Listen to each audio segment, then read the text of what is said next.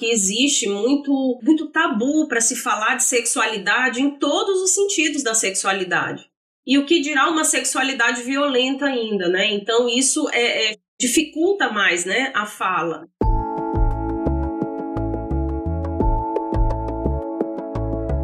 Olá, sejam bem-vindos e bem-vindas a mais um episódio do podcast O Som da Saúde, um projeto de extensão realizado por alunos e professores da Universidade Federal do Maranhão, a UFMA, com o objetivo de discutir saúde de uma maneira fácil e descontraída. Meu nome é Juliana e no episódio de hoje vamos conversar sobre temas sensíveis. Então fica aqui o alerta de gatilho. Nos próximos minutos iremos abordar temas como abuso sexual infantil, aborto, estupro e pedofilia. E para falar sobre esses assuntos tão delicados, nós convidamos a doutora Érica Krog. Ela possui graduação em Medicina pela Universidade Federal do Maranhão, mestrado em Saúde da Mulher pela mesma universidade, é ginecologista e trabalha com a área infanto-juvenil no Hospital Universitário Materno-Infantil. Atualmente, ela é presidente da SOGIMA, Associação de Ginecologia e Obstetrícia do Maranhão. Olá, professora Érica, seja bem-vinda ao nosso podcast e muito obrigada por ter aceitado participar. E para a gente começar esse bate-papo, o que a senhora acha de se apresentar? Falar um pouco sobre quem é a Érica além do diploma e por que a senhora escolheu essa área de atuação? Oi, Juliana, eu que agradeço o convite, fico muito feliz em falar sobre isso.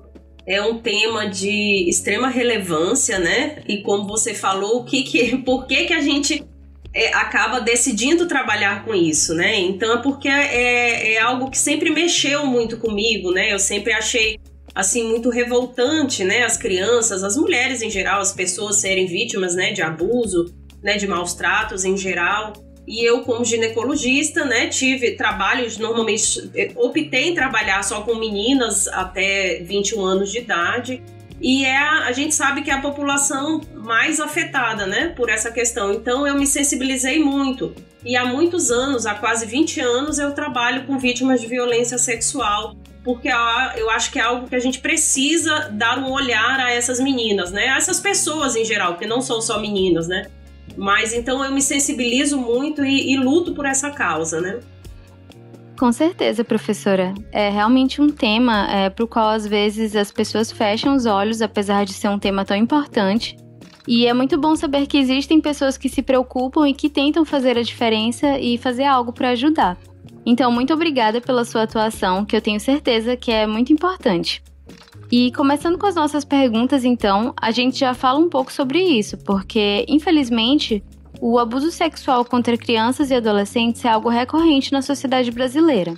E isso é observado quando a gente analisa os dados do Ministério da Mulher, da Família e dos Direitos Humanos do ano de 2020, em que, dentre 95 mil denúncias de violência contra crianças e adolescentes, cerca de 14 mil corresponderam a casos de abuso sexual, estupro ou exploração sexual infantil. E essa é uma situação muito grave, mas de algum modo, como a gente comentou, é um assunto sobre o qual pouco se fala, não se fala muito sobre esses números. Então por que isso acontece? Onde é que a gente errou como sociedade para chegar a esse ponto? A gente erra no preconceito, né, na verdade. Então, a gente sabe que existe muito tabu para se falar de sexualidade em todos os sentidos da sexualidade.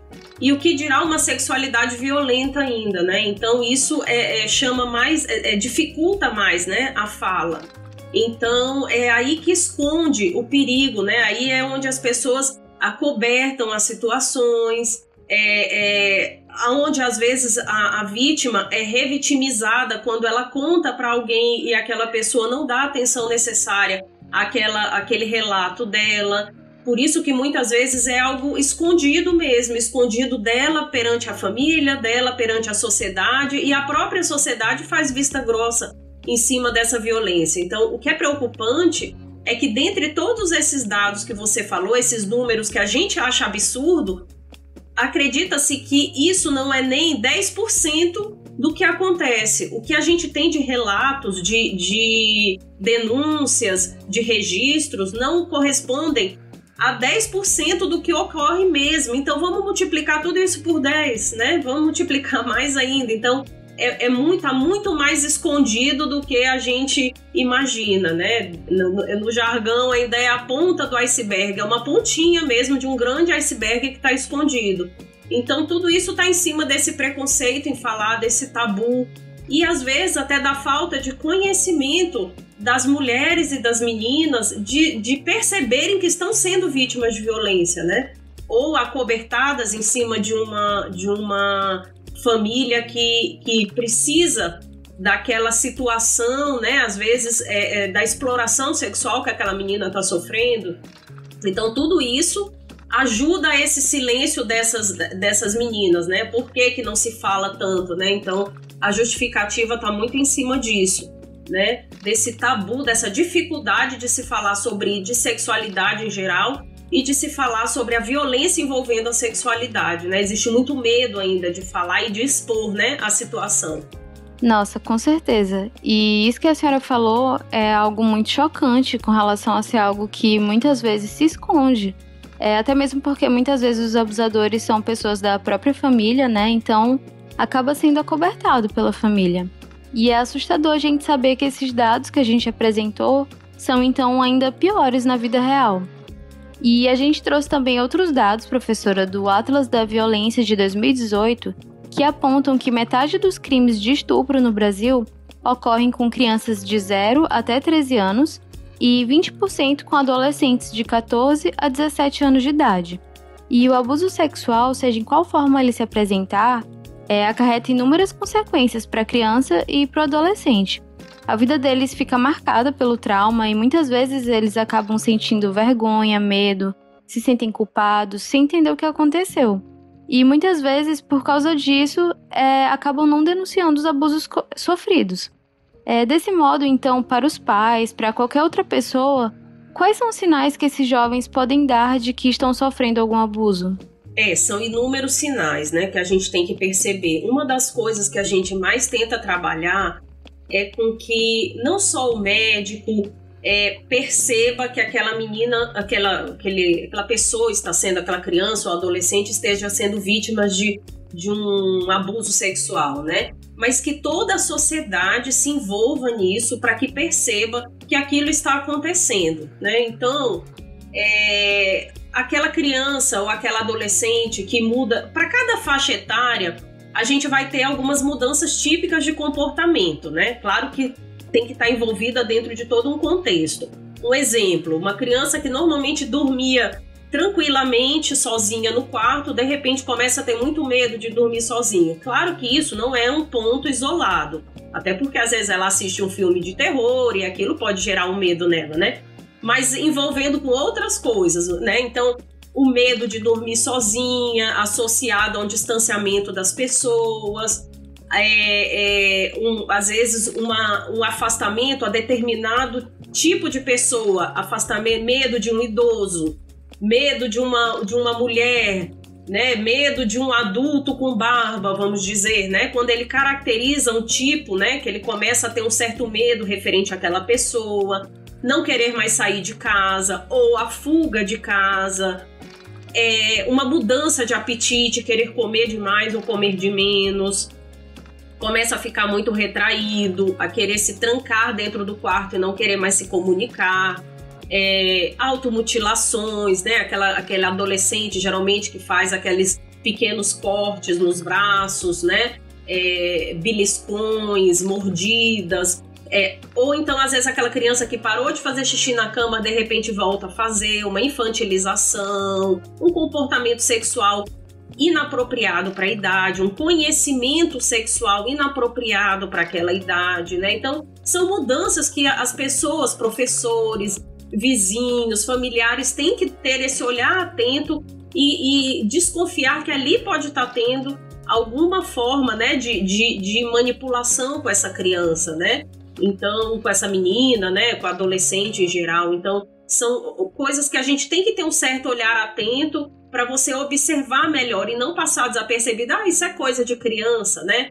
E lembrar que, caso, muitas vezes, como você falou, como o agressor ele está dentro da casa, na maioria das vezes, quando a gente fala de crianças, principalmente abaixo dos 13 anos, e adolescente, o vilão, o abusador, normalmente ele está dentro de casa, ou é muito próximo da casa, é um vizinho, é um amigo que frequenta, um parente que está sempre dentro da residência, ou aquela residência que a criança vá até lá, às vezes passa o dia na casa da avó e ali naquela casa, ou na casa do vizinho, e ali pode estar ocorrendo esse abuso.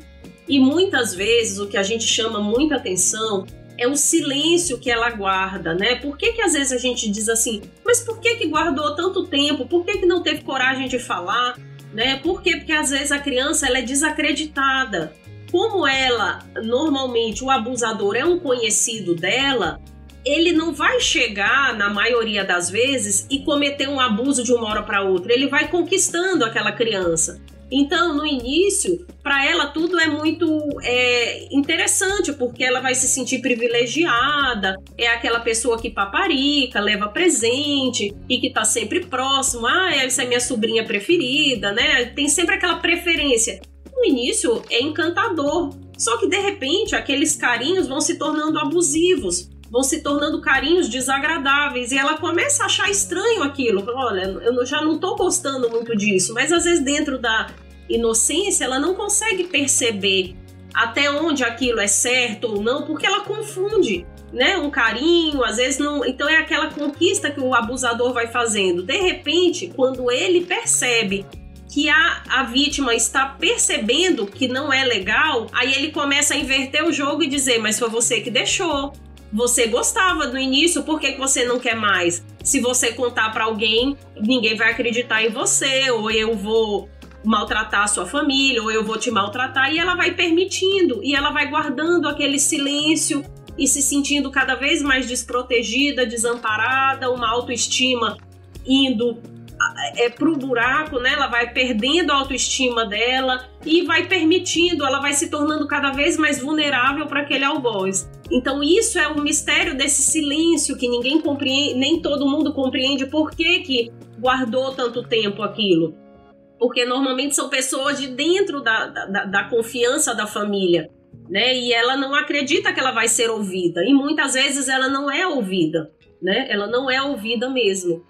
Então, a gente tem que ter esse olhar atento, né, para essas vítimas de violência, sejam meninas ou meninos, né? Sim, com certeza. Acho que realmente a sensação deve ser uma mistura de medo, vergonha.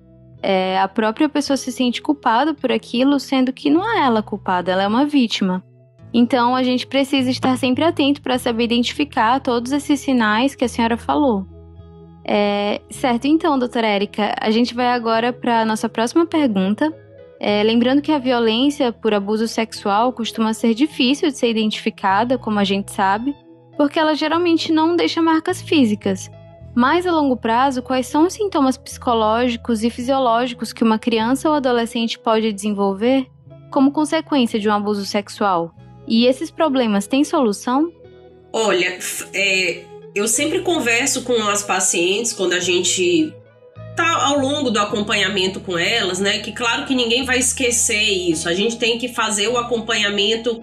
É um acompanhamento multidisciplinar, ou seja, não é só o médico que vai acompanhar. Eu preciso ter um médico, eu preciso ter um psicólogo, assistente social, às vezes um psiquiatra, né? Além do ginecologista. Então, assim, várias áreas têm que trabalhar juntas para ajudar essa vítima a superar essa situação passada. Então a gente fala em superação, né? Não é cura, não é esquecimento, é você aprender a passar por cima, assim, a conviver com esse trauma sofrido e diminuir as consequências, que, como você falou, são várias, né?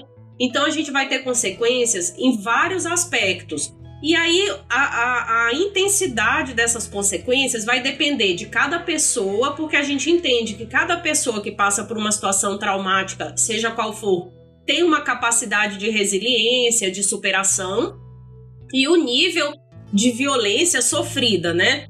Então, ela vai desde uma simples depressão, simples no modo de dizer, eu digo assim, pode ser uma depressão que ela pode vir a ter, uma baixa de autoestima, uma dificuldade em confiar nas pessoas, dificuldade em iniciar novos relacionamentos, né? Então, uma criança que foi vítima de violência ou uma adolescente que passou por episódios de violência ou um episódio, principalmente essas meninas ou meninos que sofreram violências repetidas, né, dentro do ambiente familiar, né?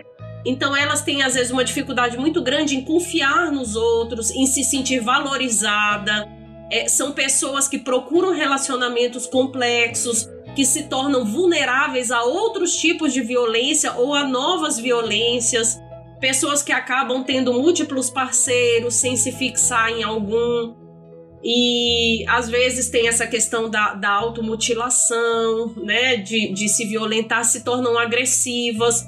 E muito a gente sabe também que às vezes pessoas que foram vítimas de violência podem se tornar um abusador na vida adulta. Então, quando a gente pega pessoas, principalmente homens, que são abusadores, uma boa parte deles foi vítima de violência na sua infância, no seu passado.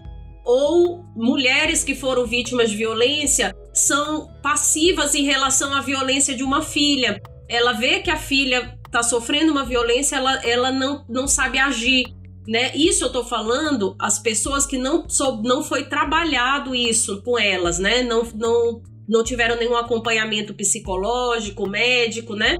Então, às vezes, elas se tornam passivas em relação às suas filhas também. E vários são exemplos que eu estou dando, né? E claro que isso não é uma regra, né? Mas são exemplos do que pode acontecer. Então, por isso que é algo que fala-se que é um dos transtornos de personalidade mais agressivos que existe, né? Você mexe, molda com a personalidade da pessoa quando ela sofre um trauma desse. Por isso que a gente tem que tentar evitar ao máximo que isso aconteça. Com certeza, professora. Acho que realmente é uma coisa que acaba trazendo muitas consequências em diversos aspectos, não só na questão fisiológica, mas também na psicológica e, como a senhora falou, na própria personalidade da pessoa. E isso que a senhora disse me fez pensar muito na questão dos relacionamentos abusivos, de pessoas que são vítimas de relacionamentos abusivos e muitas vezes têm uma atitude passiva com relação a isso e acabam normalizando esse relacionamento. E acho que muitas vezes isso pode acontecer justamente por esse aspecto que a senhora comentou. Isso, ela fica repetindo aquele ciclo, né? Ela vai sempre se envolver com pessoas abusivas, porque ela se torna uma pessoa frágil. Qualquer um que fale um pouco mais alto, ela cede. Qualquer um que ameaça, ela cede. Ela não consegue sair daquele ciclo. É o mesmo ciclo da violência doméstica, que muita gente não entende. Fala, quantas vezes a gente não ouve? Se ela também gosta, porque acaba se envolvendo de novo com pessoas assim, mas não é simples assim. A pessoa ela é tão fragilizada, ela já tem uma mudança de personalidade tão grande que ela se torna suscetível a qualquer pessoa que fale um pouco mais alto, ela já abaixa a guarda dela e permite aqueles abusos, né? Então são pessoas que necessitam de um acompanhamento. Com certeza, é uma coisa que precisa realmente ser trabalhada, como a senhora falou, para que haja superação. E acho importante a gente colocar isso porque muitas vezes as pessoas têm mesmo essa ideia de que a pessoa aceita porque quer. E isso é um entendimento completamente errado. Então, o que é necessário é que isso seja trabalhado, né, com todo esse acompanhamento psicológico, acompanhamento médico que a senhora mencionou. E isso é muito importante. E continuando, professora, a gente também trouxe um outro tema para conversar com a senhora, que é sobre o caso da criança de 10 anos que foi estuprada pelo tio no Espírito Santo. Porque esse caso acabou trazendo à tona toda essa discussão com relação ao aborto, que é uma questão extremamente delicada. Então, o questionamento que fica é: por que mesmo em uma situação tão alarmante como essa, ainda há complicações na realização de um aborto seguro? O aborto é sempre um tema muito difícil de se falar e de se trabalhar em algumas sociedades, principalmente, né? E então, muitas pessoas, a gente sabe que pela nossa Constituição, o aborto em situações de abuso, ele é permitido, né, perante a Constituição, mas a gente ainda tem muitos profissionais em hospitais que se trabalha com isso, que tem o que a gente chama de objeção de consciência, né, que você, por mais que você entenda que é certo, mas você não aprova aquele ato, você não quer participar daquele ato. Às vezes as pessoas até compreendem que é necessário, que uma menina de 10 anos não tem como gerar uma outra criança, mas eu não consigo, eu tenho objeção da minha consciência em usar um abortivo, em provocar o aborto nessa menina. Então, são tabus religiosos muito fortes, né, que a gente tem. Então, o que a gente precisa, quando a gente trabalha num hospital que tenha o programa de interrupções de gravidez prevista por lei, você não pode ter uma equipe toda que tem objeção de consciência. Você tem que ter pessoas, porque, assim, claro que a gente deve respeitar o profissional que não quer fazer aquilo. Ele tem o direito de dizer, eu não faço. É contra os meus princípios provocar esse aborto, mesmo ele sendo constitucionalmente legal.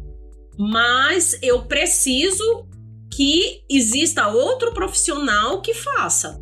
Eu não posso negar o atendimento a uma vítima se só tenho eu para fazer aquilo, né? Então, houve uma confusão muito grande nesse caso, porque teve muita objeção de consciência e o tempo acabou judicializando, que a gente sabe que não é necessário, né?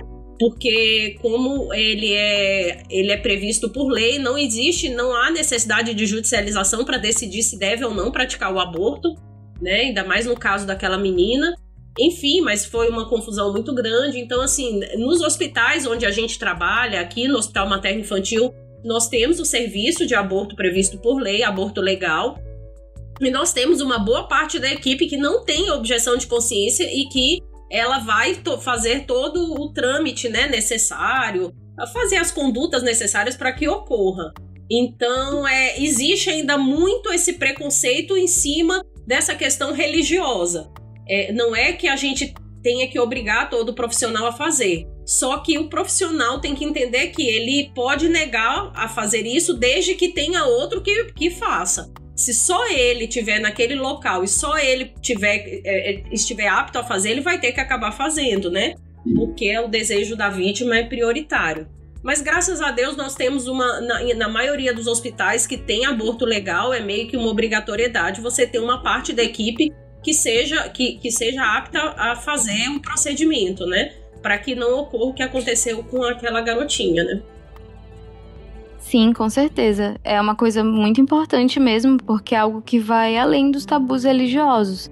A gente está falando de uma criança que não pediu para passar por aquilo. Então, acho realmente muito importante que os hospitais tenham esse serviço. É complicado até para as próprias vítimas, né? Porque às vezes, a vítima que engravida é alguém que sempre foi contra o aborto e, de repente, ela se vê numa situação de estar grávida de um abusador. Então, por isso, essas mais ainda necessitam de um acompanhamento muito grande, porque elas têm um conflito muito grande na cabecinha delas, porque elas sabem que elas estão gerando um filho, ao mesmo tempo, não é um filho desejado, hipótese alguma. Então, elas necessitam de um grande acompanhamento, porque muitas vezes elas se colocam à prova de concepções, de contradizer tudo que ela sempre pregou, né? Então, não é muito não é nem um pingo simples, né? É extremamente complexo e precisa de um bom acompanhamento, né? Com certeza. E muitas vezes são pessoas que nem têm as condições fisiológicas mesmo para suportar, para levar adiante aquela gravidez, como no caso de uma criança de 10 anos. E é complicado demais isso. Professora, e com relação a um assunto que a gente já comentou anteriormente, a situação do abuso se agrava ainda mais, né, quando a gente reconhece que os abusadores, na sua maioria, como a senhora falou, são indivíduos próximos à criança e de confiança da família. Então, existe alguma forma da gente prevenir esse abuso de acontecer? Quais seriam os passos que deveriam ser tomados para garantir a segurança da criança e do adolescente? A educação sexual é algo importantíssimo, né? Assim, você orientar desde cedo aquela criança, independente de ser meninos ou meninas, o que pode, o que não pode, né? Que tipo de de contato que pode ou que não pode acontecer, claro que sem criar. Você vai explicando aos poucos dentro do entendimento da criança, né?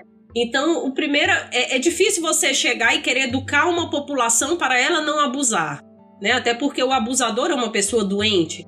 Então, é complicado você trabalhar. Então, você tem que trabalhar com que as pessoas saibam se defender, né? E saibam perceber que ela pode estar sendo vítima de um abuso ou de uma tentativa de abuso. Então, assim, isso, é orientar desde cedo as crianças a questão de não expor os órgãos sexuais, né? Se alguém pedir, né? Aonde pode tocar, que tipo de brincadeira é aceitável, né? Como essas cartilhas e essas orientações que são repassadas, né? Então, isso é importante para que ela saiba se defender e também manter sempre um canal muito aberto com os filhos, ou seja, quem você cuida em casa, né? De que caso perceba algo para falar, porque muitas vezes a criança tem medo de falar, com medo da mãe brigar, do responsável em si brigar, né? Então a gente tem que orientar, né? Educar essas crianças desde novinhas, né? A entender o que é um abuso, até onde um outro adulto pode ir, ou uma outra criança, né? Às vezes um adolescente, até onde ele pode ir, o que é brincadeira, o que não é, né? O que pode ser permitido ou não, e educar, né? Os filhos também a respeitar o outro desde cedo, acabar com essa cultura machista, né? De que o homem pode se tocar, o homem é bonito, né? Ele mostrar o órgão genital e a menina não, tem que ser toda recatada, né? E aquela... Não é que a menina não vá ser, mas a gente educar sem essas questões de moral, né? Que a mulher tem que ser recatada e o homem tem que... Não, a gente tem que criar igual, os dois falando de sexualidade abertamente dentro do limite de entendimento para cada idade, né? Mas entender, tirar esses tabus, tirar esses preconceitos, né? E acabar com essa cultura machista, né? Que a gente tem. Isso facilita, né? Diminui um pouco o risco de um abuso, né? Infelizmente não tem como evitar como a gente gostaria, né? Certamente, professora. Realmente a educação sexual é muito importante para que a gente consiga mudar alguma coisa nesse contexto todo. E é importante também que os pais deem abertura para esse diálogo com os filhos, para que os filhos não tenham receio de contar o que acontece. E a gente tinha até elaborado uma pergunta para a senhora falar um pouquinho mais sobre essa questão da importância da educação sexual, tanto na prevenção quanto na identificação do abuso sexual de crianças e adolescentes. A senhora já falou de uma forma bem didática sobre isso, mas se a senhora quiser acrescentar mais alguma coisa com relação a essa questão da educação sexual, acho que seria bem importante. E eu achei interessante isso que a senhora falou da questão de se atentar à idade, de que existem coisas específicas que você pode ensinar para as crianças e adolescentes de acordo com a idade e de acordo com o entendimento que eles têm. Então, se a senhora puder falar um pouquinho mais sobre isso...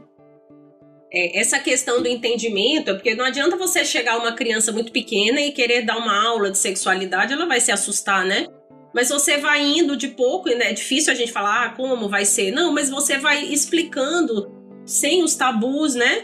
Você vai explicando para a criança conforme o entendimento dela e a liberdade que ela vai tendo. Então vai chegar uma época que ela pequenininha vai começar a ir para a escola. Aí você já vai orientando o que pode, o que não pode, com quem ela deve ir ao banheiro, conforme ela vai, né? As brincadeiras com os coleguinhas, claro que criança tem toda uma curiosidade, é extremamente natural essa descoberta das diferenças entre eles, mas às vezes um coleguinha que é mais velho, né? Então a gente vai de pouco em pouco conversando e evoluindo conforme o grau de entendimento dela vai. Então também cada criança tem uma maturidade para entender. Mas a gente precisa ir acompanhando e mantendo essa liberdade da criança conversar. E outra coisa importante são as adolescentes, as pré-adolescentes nessa era digital, né? Então tomar muito cuidado com o que se assiste, com o tipo de abordagem, com esses bate-papos que existem em jogos, né? Em jogos virtuais existem bate-papos que ali tem pedófilos, né? Tem pessoas que estão ali pegando como isca, né? Usando aquele jogo de isca, né, para às vezes pedir uma foto, para adentrar no mundo daquela adolescente, do adolescente também. Então, são coisas que a gente tem que estar, hoje em dia, acompanhar o ritmo deles, né?